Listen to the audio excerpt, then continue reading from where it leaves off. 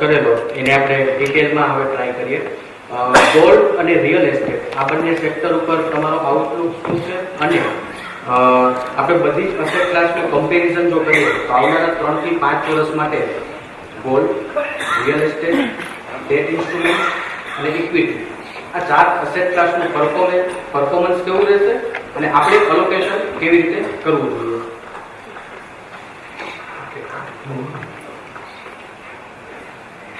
We first talk about gold. Gold એવું કહેવાય છે કે God's own currency. હવે એ ભગવાનની પોતાની currency એવું કહેવાય છે. So we have to understand કે why gold was going up and why probably it cannot go up going forward. તો અમેરિકાની અંદર અને દુનિયાના ઘણા બધા દેશોમાં ઘણું બધું ક્વોન્ટિટેટિવ ઇઝિંગ થયું હતું.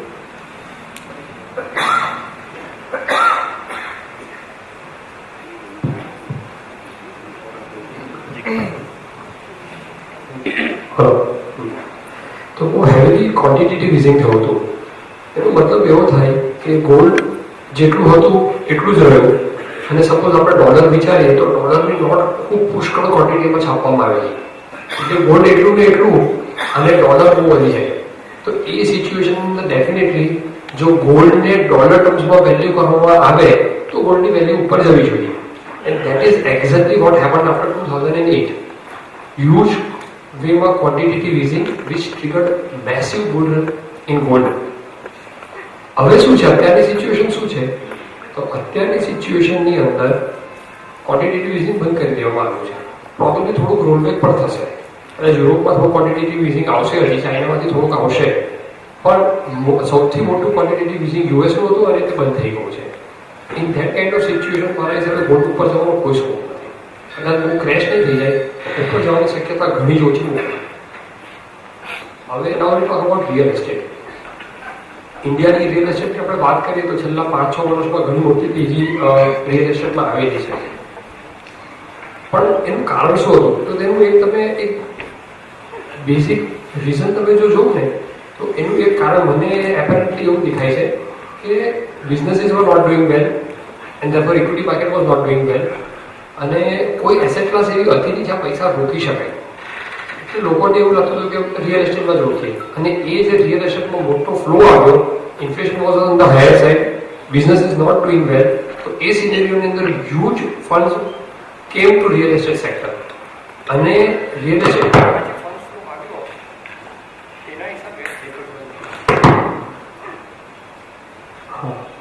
તે ફંડ ફ્લોના હિસાબે રિયલ એસ્ટેટની અંદર અભૂતપૂર્વ તેજી આવી. હવે આ તેજી ચાલુ થઈ શકે કે કેમ? અત્યારનું બિઝનેસ એન્વાયરમેન્ટ ઇમ્પ્રૂવ થઈ રહ્યું છે અને ઇન્ફ્લેશન નીચે આવી રહ્યું છે. બિઝનેસ એન્વાયરમેન્ટ જો ઇમ્પ્રૂવ થાય તો બધા પૈસા પાછા બિઝનેસીસમાં ફ્લો થાય અને ઇક્વિટી માર્કેટ્સમાં ફ્લો થઈ શકે, તો રિયલ એસ્ટેટમાં એ પૈસા જવાના અટકે. અને એકચ્યુઅલમાં કોઈ પણ આપણે રિયલ એસ્ટેટને એસેટ ક્લાસને સ્પેશિયલી જો વાત કરીએ તો real estate should generally follow equity. એટલે only when businesses will do well real estate can do well. કારણ કે અગર જો બિઝનેસીસ સારું પરફોર્મ કરતા હશે તો કમર્શિયલ પ્રોપર્ટીની અંદર ડિમાન્ડ આવે તો વધારે જોબ ક્રિએશન થાય, અને જોબ ક્રિએશન થાય તો વધારે રેસિડેન્શિયલ પ્રોપર્ટીની અંદર ડિમાન્ડ આવે, અને eventually real estate will go up. અત્યારે મારા ખ્યાલથી ઇન્વેન્ટરી લેવલ રિયલ એસ્ટેટનું ઘણું વધારે છે, અને બીજી બાજુ પર ઇક્વિટી અને બિઝનેસીસ શુડ ડુ વેલ, તો equity will become best asset class. એટલે હવે આપણે બધાને તો સાથે જોઈએ તો મારા હિસાબે gold stagnant, real estate will do well but probably with certain time lag, equity should do well right from the beginning to maybe for next 5 years 10 years બહુ સારું કરી શકે. અને ઇન્ટરેસ્ટ રેટ એટલે ડેટ ફંડ્સ તમે જોવા જાઓ તો ઇન્ટરેસ્ટ રેટનો સિનેરિયો ડેફિનેટલી એવો છે કે આવતા 1 કે 2 વર્ષની અંદર ઇન્ટરેસ્ટ રેટ ઘટશે, અને એ ઘટશે તો debt fund should also do well. એટલે number 1 should be equity, maybe second is debt and third is real estate and fourth would be gold.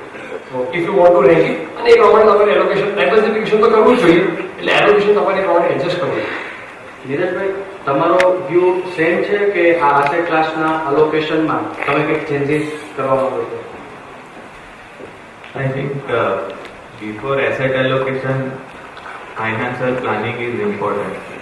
દરેક ઇન્ડિવિજ્યુઅલે પોતાની જે નીડ્સ હોય એ નીડ્સના બેઝિસ ઉપર નક્કી કરવું પડે કે એ નીડ્સને સેટિસ્ફાય કરવા માટે કેટલું રિટર્ન આવે, અને એમનો જે ટેમ્પરામેન્ટ હોય ટેમ્પરામેન્ટના હિસાબે પછી રિસ્ક લઈ શકે. કોઈ ફાઇનાન્શિયલ એડવાઇઝરની મદદના વડે એ લોકો આ પ્લાનિંગ કરી શકે. અને એના પછીનો જે કોમ્પોનન્ટ આવે છે તે એસેટ એલોકેશનમાં આવે છે, કે જ્યાં નક્કી થાય કે તમે ઇક્વિટીમાં શું એક્સપોઝર લો, કે તમે ડેટમાં શું લો, કે ગોલ્ડમાં શું લો, કે રિયલ એસ્ટેટમાં શું લો.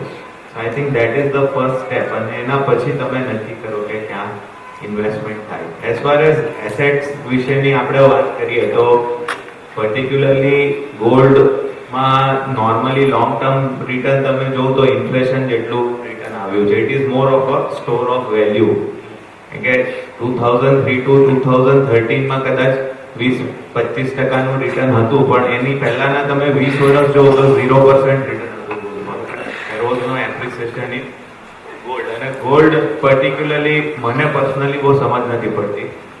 ઇક્વિટીમાં સમજ પડે કે પ્રોફિટ વધે તો ભાવ વધે, એવી ગોલ્ડમાં અનફોર્ચ્યુનેટલી ક્વોન્ટિટેટિવ ઇઝિંગ ના બધું થાય તો એનો શું ઇમ્પેક્ટ આવે, it's a very tricky subject.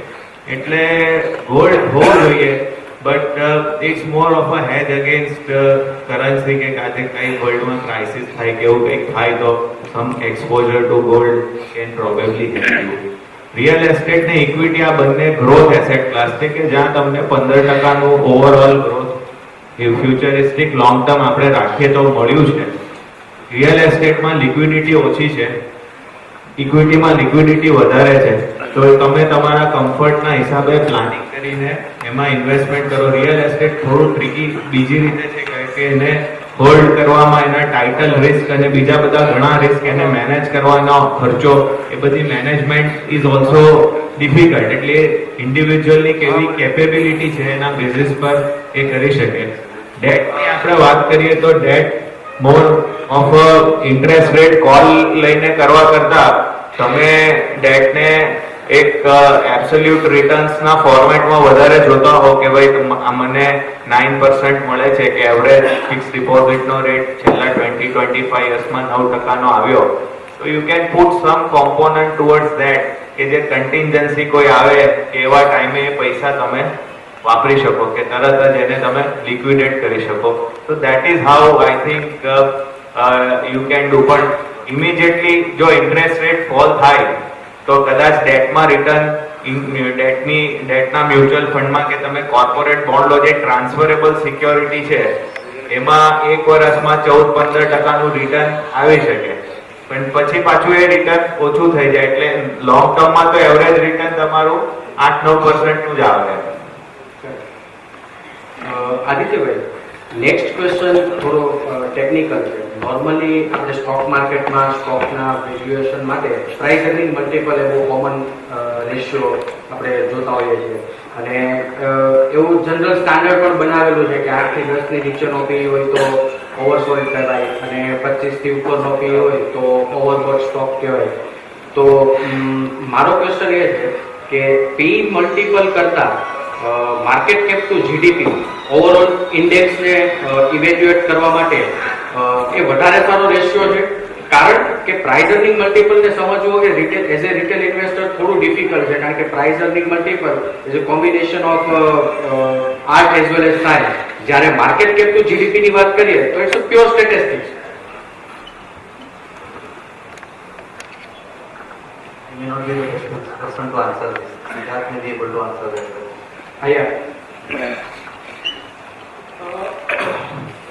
Question બહુ વેલિડ છે.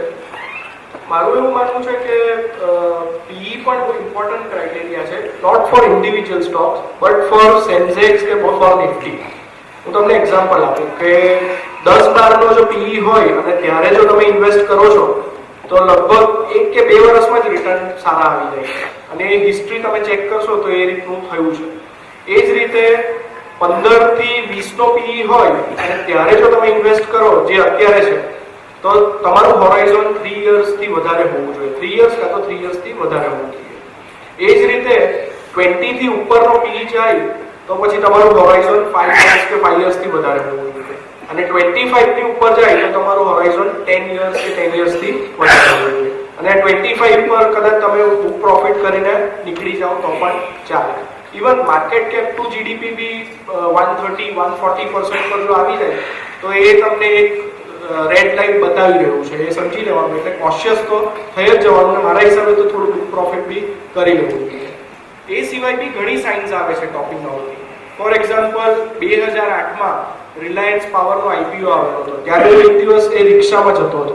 તો રિક્ષામાં મારું જનરલી ટેવ છે કે હું રિક્ષાવાળા સાથે વાત કરું. તો મેં એને જરાક 2-3 સવાલ કર્યા. એટલે એને બી પછી મને પૂછ્યું કે સર આપ ક્યાં કરતે હો? મેં કીધું મેં સ્ટોક બ્રોકિંગ में हूँ, शेयर बाजार में.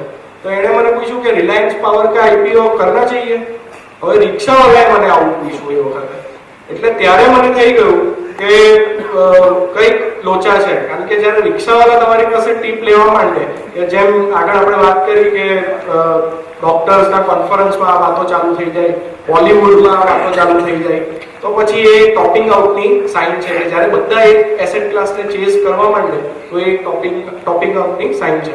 બીજી એક સાઇન એ છે કે જ્યારે લો ક્વોલિટી સ્ટોક્સ બધા